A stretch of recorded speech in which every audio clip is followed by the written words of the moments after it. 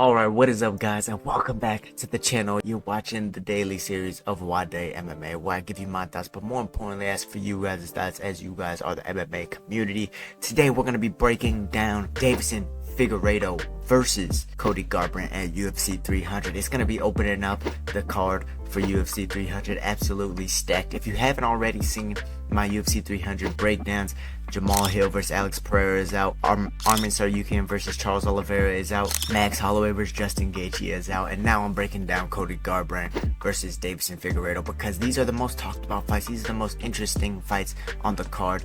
Let me know if you guys want me to break down another fight on the card in the comment section, and I'll get to breaking that one down. I'm also going to be breaking down Jim Miller versus Bobby Green, because I feel like that one is another interesting one and another one that a lot of people are talking about. But let me know and I'll try and break those down right away. But before we get into the breakdown and film study for Cody Garbrandt and Deiveson Figueiredo, Cody Garbrandt is coming off of a 2-fight win streak over Trevin Jones and Rob Font. We're actually going to watch both of those fights in order to break down this fight with Deiveson, because I think there's very telling things as to his new adapted style to everything he's went through in his career, via knockout losses or decision losses or whatever the case may be. His new style, well, it's new. So those fights I feel like are key to watch in this one. The way I like to do this is I like to break down the body type and each fighter's style, and then I like to go into their fights and film study individually, look at their styles based off of that, go into their keys to victory in order to win the fight for both fighters, and then I'll finish off with my final thoughts and official prediction. But Deiveson Figueiredo, he's also coming in here off of a 1-fight win streak. He had that loss to Moreno. Before that, he beat Moreno, and so he's 2-1 in his last 3, but he looked very good in bantamweight against Rob Font. There was a lot of good things that he showed in that fight, and a lot of things that he might be able to use against Cody Garbrandt this time around. So with all of that being out of the way, go ahead and as you're watching this video, drop down your predictions, maybe any problems you have with my breakdown or your own breakdown of this fight for Deiveson Figueiredo versus Cody Garbrandt, and who you think is gonna win in the comment section down below. That way we can that way I can see where you guys' heads at before UFC 300.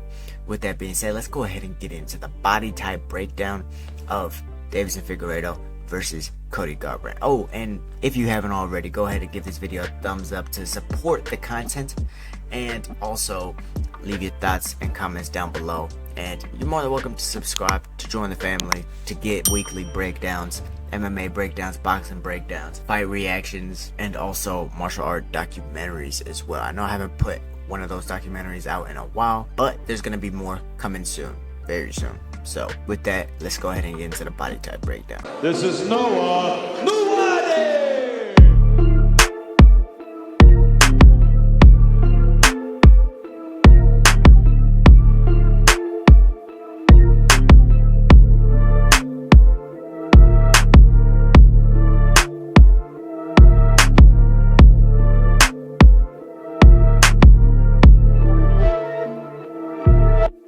Alright guys, so looking at the body type of each fighter, Deiveson Figueiredo is 5'5", because of course he's coming up from flyweight, naturally short for bantamweight. Cody Garbrandt is 5'8", so he has a 3-inch height advantage. However, Deiveson Figueiredo is also 36 years old, so for a small guy, he is reaching that threshold for age limit. We saw Alexandre as soon as he turned 35, you know, a little bit questionable, right? So for these smaller guys, once they hit 34, 35, for how quick and fast you have to move in these lighter weight divisions, it starts getting, that's where you start to kind of see the decline. However, Cody Garbrandt, surprisingly 32 years old. I think he was champion at what, 25 years old? One of the youngest UFC champions ever. So he is going to have the age advantage here. He does have a 3-inch reach disadvantage at 65 inches for his reach. Deiveson Figueiredo, while being the shorter fighter, also has a 3-inch reach advantage at 68 inches. They relatively land the same amount of significant strikes per minute. Deiveson has a little bit higher accuracy because I think he actually throws less. They both have around 1 takedown averaged per fight. Deiveson a little bit higher at 1.6, while Cody Garbrandt is at 1.1. Deiveson has around a 44% takedown accuracy, while Cody Garbrandt is at 34. Regardless of the fact that Cody Garbrandt used to be a wrestler, right, at the high school level, and Deiveson Figueiredo is the only one with submission wins on their record. Now, talking about their style based off their body types, so Cody Garbrandt, his style, especially in the last few fights, has been very patient. He's been kind of sitting back on his back foot, on his bike, kind of just using very defensive footwork, exiting early, not getting his back trapped against the cage, and he's been mixing in his takedowns a lot more with his, of course, flurry of punches. We all know he has very fast hands, very good fast boxing, and has power in both hands. He hasn't been as ill-disciplined with getting his hands back to his face during his little flurries, but he's been a lot more choosy about when he's throwing his punches and things like that. That way he doesn't get caught. I think he's been very wary of the fact that his chin has been digressing, while Deiveson Figueiredo, he still has that chin, he still has that knot. And his style going into this fight, before we get into the film breakdown, of course, he's more methodical. He throws a lot less strikes, but everything he throws has power behind it. He's trying to really put it on you. I mean, he's throwing elbows, he's coming forward, he's throwing low kicks, he's mixing in takedowns. If you take him down, he has a nasty guillotine, a dirty ground game to go with it.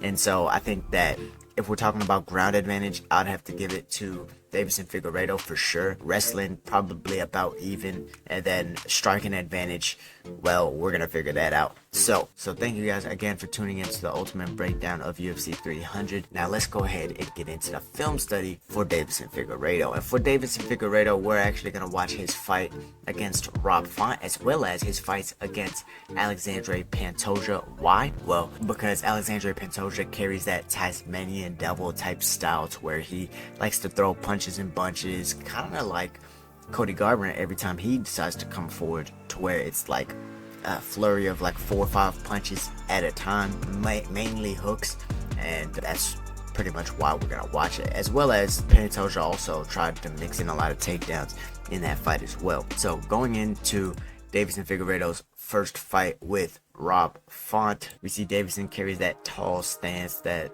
almost karate-esque stance, and Deiveson was actually a lot more patient in this fight. Usually we see him trying to walk people down. Granted, it was at flyweight, he did have the weight advantage. I guess the shots just didn't hurt as bad. He felt like he had a power advantage, so he was constantly coming forward. But against Rob Font, who's a good-sized bantamweight, good boxing, it's hard to do that. So we see Deiveson right away using defensive footwork, blocks that 1-2 from Rob Font, immediately throws an overhand into a clinch situation, and look for him to throw a lot of elbows off of the clinch situation. So right there he was just reading, saying what Rob Font's how he's gonna react in the clinch. But that's another thing that Deiveson likes to do, timing those takedowns like that. He did this against Pantoja as well. So if we go back here, what he likes to do is take a backward step. He'll take a backward step, and then he'll duck under your shots and look for that takedown, that like almost single leg takedown. So Rob Font's throwing the 1-2. He can tell that Rob wants to come forward, steps back, right under that jab, grabs the single leg. Rob Font does have this underhook right here. However, it's not going to stop this takedown, because Deiveson's going to raise this right hand to the neck and sling him down from there. Beautiful timing on that takedown from Deiveson Figueiredo. We don't see Deiveson Figueiredo get to be on top of his opponents very often. Even though he does take them down, these little guys just all have really good ground games, but we know that his bottom game is absolutely lethal. His guard is lethal. So again, back on defense, and duck under for another takedown. This time a little bit more of a secured position. Font's looking to separate his arms. However, Deiveson's putting a lot of weight on him, trying to keep him down. Has him against the cage. Look for him to start throwing elbows off the break. Okay, nope, he's just okay backing out. You see he goes back, he's going back, but he's looking to explode with that right hand. And he just ate a 1-2 from Rob Font. Rob does a good job, get into his back and out. Deiveson carries his hands so low, and I think low-key, that's a problem going into this Cody Garbrandt fight, because for as fast as Cody Garbrandt's hands are, you carry them that low, they're not coming back to your face when you're striking. So if you end up in those brawling exchanges with Cody Garbrandt, you're just as susceptible to getting hit with his big shots as he is to get hit with yours. Oh, that was a good uppercut from Rob Font. Good jab from Deiveson. Oh, then he lands a right hand, wobbles him, Font's hurt, goes to the body. He still carries power at this weight. Looks for that same takedown, except this time he gets stuffed. See that? Every time he throws, he drops his hands. He'll throw that left hook and drops his hands. I've never liked that from Deiveson. He did that at flyweight a lot too. It's just those punches didn't affect him as much. Oh, he's that jab that hurts him from Rob Font. That was a good low kick. Alright, getting into round 2. Gets into this clinch exchange, has double unders. Oh, that was a good uppercut he landed on Rob Font. Back to defensive footwork. Now, I think some of the shots that he's going to be able to land on Cody Garbrandt is going to be the uppercut, the overhand over the top. Those are some of the things that are going to land on Cody Garbrandt. Maybe a left hook out of the exchanges. But I think he needs to take more of a kickboxing approach though.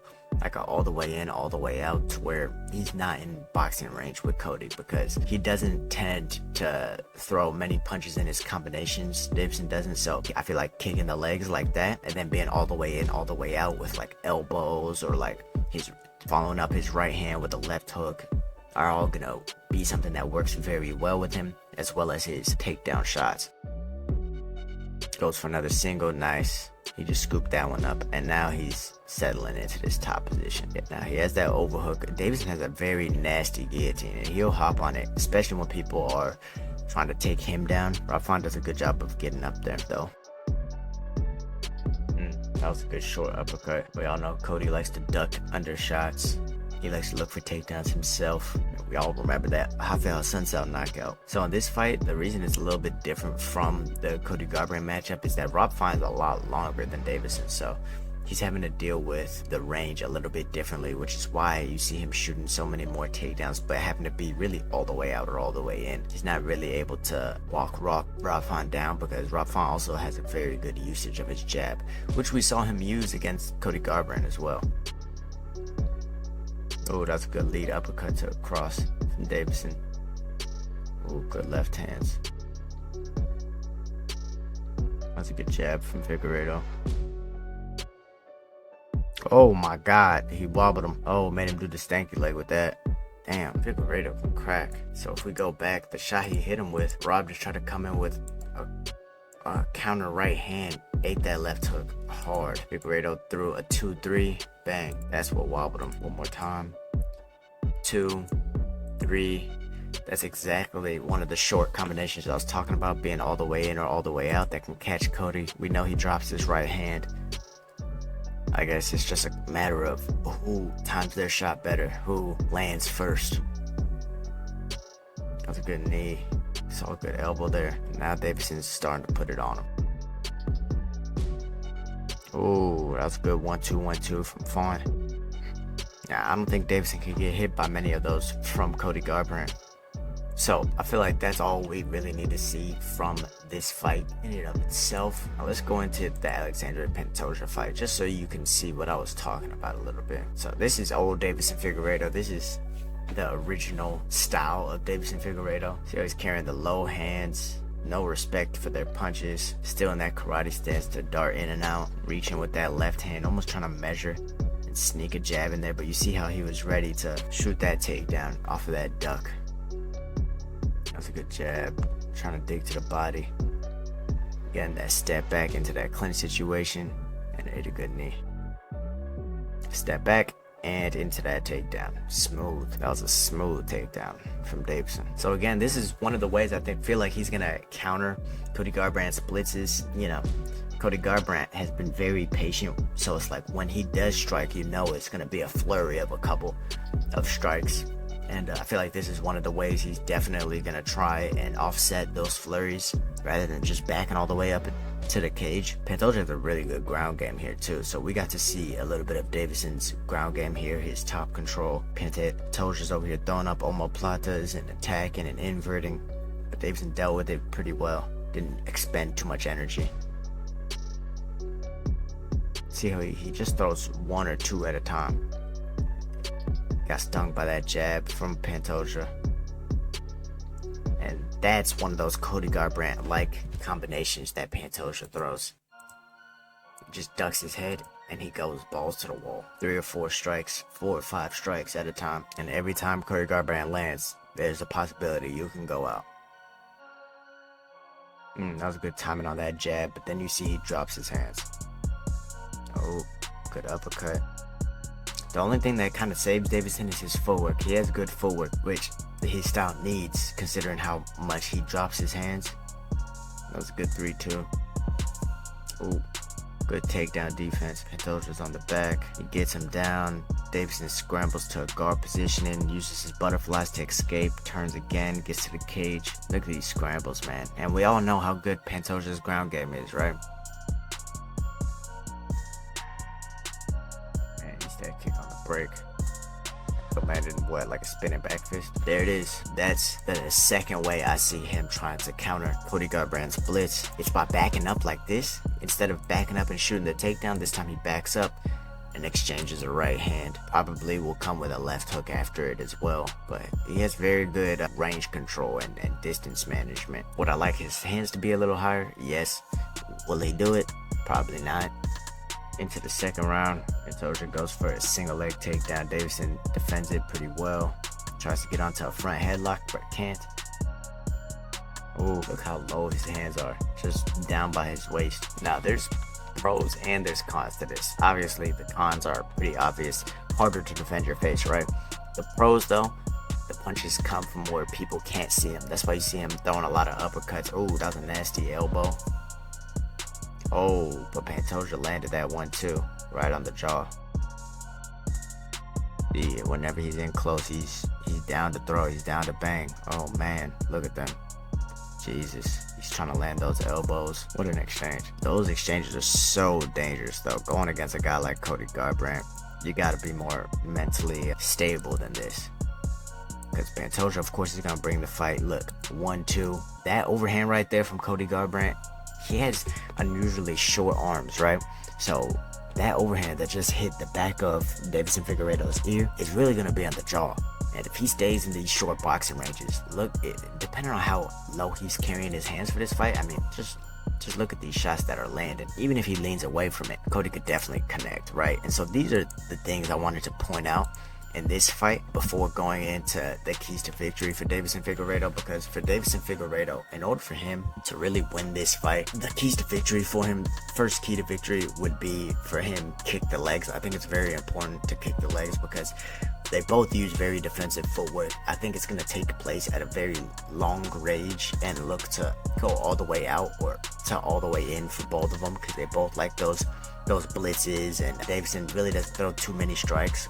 So he'll throw like 2 or 3 at a time, and for him to do that, he has to step all the way into that range, right? So I think they're going to be at kicking range a lot of the time. So throwing lead side high kicks and a lot of low kicks, setting up his hands with his kicks is going to be almost imperative, I think, for him to win this fight. If he's just throwing hands with Cody Garbrandt, it's just a 50-50 battle, and I'm assuming he wouldn't want that, right? So that's going to be the first key to victory. The second key to victory for Deiveson Figueiredo is going to have to be to mix in his takedowns to both counter the blitzes of Cody Garbrandt, but also I think his ground game's a lot better than Cody Garbrandt's. Now, we didn't really get to see that in the film, but just trust me when I'm saying this. He has nasty guillotines, he has nasty back takes, and the rear naked chokes as well. And so, yeah, I think his ground game is better than Cody Garbrandt's. Cody doesn't really do a great job of controlling anybody when he gets them down. Matter of fact, he's actually more willing just to take them down, use that energy to take him down, and then just stand up. A lot of the times he mainly uses his wrestling to counter the strike, and we saw that in the Dominic Cruz fight, and we're also going to see that in these upcoming fights that we're going to watch of Cody Garbrandt. But mixing in the grappling is a second key to victory for Deiveson Figueiredo, and then the third key to victory for Deiveson Figueiredo will have to be to use elbows. I think the elbow range is going to be there whenever Cody starts blitzing in or they get into those clinch situations off of the grappling. I think elbows off the break. Cody's chin is a little bit fragile. I think an elbow is going to do more damage than the hands, and I think that he might be able to get a finish if he can land a clean elbow like that to hurt Cody Garbrandt. So those are my keys to victory for Deiveson Figueiredo. Things that he likes to do, some things that maybe he can do a little bit better, like adding in the kicks to set up his hands, but things that he's more than capable of with the style that he brings, right? So moving on to Cody Garbrandt, his keys to victory, his style breakdown based off of his past fights. So we're gonna watch his latest fight first against Brian Kelleher. Yeah, the quality is absolutely atrocious, but that's okay. So we can see his lateral movement, his defensive footwork, and while it's still defensive, if we look at it, look at how wide it is. He's moving back, but when he's moving back, he's always ready to throw. He's carrying a little bit of a wider stance that we've been used to seeing from him. And then we just saw one of his blitzes right there. 1, 2, 1, 2, 3, and then just like a fucking cat. His blitzes kind of remind me of like a Vanderlei Silva. That right hand is so accurate. He landed that there on Kelleher. But you can see Kelleher's having success with the low kicks when Cody is out of range, playing that defensive footwork game. And then there's one of Cody's blitzes. There's another blitz to back Kelleher up, and it's every time Kelleher wants to throw his hands that Cody is exchanging hands with him, which is a dangerous game to play, but he looks for those openings, especially with that chopping right hand. He's so accurate with it and has so much power behind it, and it's so fast that, man, he does a lot of damage with that chopping right hook. Cody has good takedown defense here. Kelleher is not going to get this takedown. Oh, there's another one of Cody's blitzes. Let's go ahead and look at that again. So he gets out of the takedown situation. He's on the jab. Actually looking to finish with the left hook with that one. And then misses the right hand. Back to being patient. Listening to his coaches. His coaches are yelling at him, telling him to get back composed. Boom. The right hand's accurate, even when it's blocked. That's why he leads with it so much. It's in that clinch situation. Gets the double unders. Doesn't really do much from there though. Now he's back on his bike. 2 minutes left to go in the round. And I think him using defensive footwork is actually very good for Cody, because not only will it get him out of trouble in situations, but it tends to run people onto his power. Now, of course, he can't corner people against the cage with those blitzes, but what he can do is time people like that. That right hand hurt him. Ate that right hand or left hand from Kelleher. Shows that his chin might be back. Bang. And then drops him with that accurate, that accurate right hand. And man, what it's looking like, honestly, the main things I'm taking away from these fights is that Cody Garbrandt, it looks like his confidence is back, man. That's the main thing I'm taking away from it. Looks like he's aware of his deficiencies in maybe his chin or what his footwork used to be, and staying mentally tough and not allowing people to draw him into a brawl, but at the same time knowing how to walk people onto his power. So next fight we're gonna watch is the Trevin Jones fight. My goal is not to make these breakdowns too long. It's to just give you guys as much information as you need and as I need in order to make my predictions for this fight, or to give you guys a good breakdown. But against Trevin Jones, now a lot of people thought this was a bit of a boring fight, but they only thought that because of the amount of tools Cody Garbrandt was using. He wasn't using too many flurries. I believe he had a neck injury in camp. Either that or he had gotten concussed in camp. It was one of those two things. But so he didn't really want to exchange that much with Trevin Jones, who's also a powerful bantamweight, powerful striker. Instead, he mixed in a lot of takedowns in this fight. That was a good right hand. And he also played with that defensive footwork aspect that he's been working on for a while. So you see him taking a step back, and now he's ready to throw. Step back, ready to throw. Step back, ready to throw. And what he's doing there is, like I said, he's trying to walk people onto his power. When he takes that step back, he's trying to time them coming in order to drop that right hand. When you don't have long arms, you got to get crafty like that with your footwork. Very interesting from Cody Garbrandt. Almost similar to the way Deiveson Figueiredo was stepping back and then looking for that takedown. He's stepping back and looking for that right hand more often than that takedown. That's why I think this fight's gonna play at longer range. Why they're probably both gonna just be sitting in kicking range the whole time up until, oh, there's the confidence. Hey man, I'll tell you, when Cody starts dancing like this, dog, this shit brings back memories, man. I mean, was Cody Garbrandt not like, did he not have a chance to become one of the greatest bantamweights of all time, dude? I mean, when he beat Dominic Cruz, the way he beat him, damn, bro, he was just so special. If he never let that TJ rivalry get to him, I think he would have knocked out TJ as well. I mean, he was on his way to. Got emotional, dropped his hands, got knocked out. It's a game of inches, but he's definitely learned from it. Another interesting fact is that he's going against a southpaw in this, which Deiveson does have a tendency to go to southpaw as well. He likes to use southpaw to throw that back leg, but also to crash forward with elbows. So moving into round 2 for Cody Garbrandt versus Trevin Jones. That was a good body kick. Oh, wow. Look at that duck under. Right to a takedown. But you see, he isn't doing a very good job of controlling him. Trevin Jones is able to get to his side. He's just okay taking this front headlock until Trevin Jones is able to stand up and escape.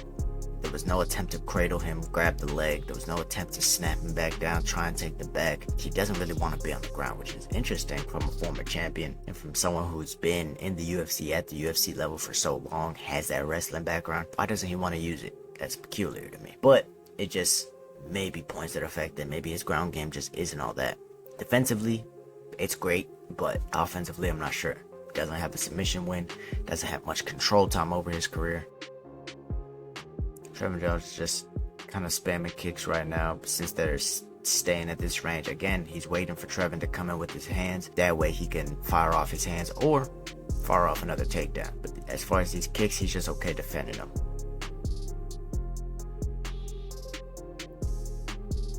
You see him start to come forward as soon as Trevin shadowed that jab. You see that? Oh, what a beautiful takedown. He has good wrestling, man. Oh man, he has good wrestling. He throws that, look at what he does here. He'll actually throw that right hand, switch as he throws the right hand. I know you can't see his legs, but he's switching to a southpaw stance to match Trevin Jones, stepping in between his legs with that penetration step, and then he's able to lift him as Trevin Jones is going for this guillotine. Now, he does get caught in this guillotine right here. While it's not being finished, Deiveson Figueiredo has a nasty guillotine. I wouldn't go for many double legs necessarily unless it's like a blast double head in the chest. But yeah, still a good takedown nonetheless. But then you see he's not on it. Look at this. He's not on his toes. He's almost trying to rest here. He's okay being in the guard. He's not even trying to pass. He's not trying to posture up. He's okay being here, controlling the hips. And now nope, still not on the toes. Now he's on his toes. Now he's driving into him. What does he do here? He's trying to land some good right hands, good elbow. Trevin Jones is doing a good job of getting his feet to the hips and extending him. And Cody Garbrandt's back down in the guard. Trevin just needs to kick off here. Yep, there he goes. Cody tries to make his way around to the back. Like I said, a lot more grappling in this one.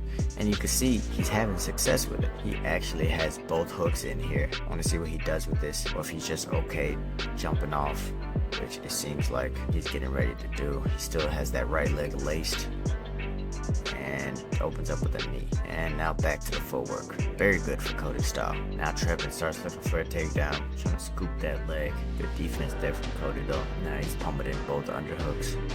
He's able to turn him. That's good. Alright, moving on to round 3 for this fight. Again, moving back, looking to walk him onto his power. Bang, and lands that right hand, very accurate, and then moves out.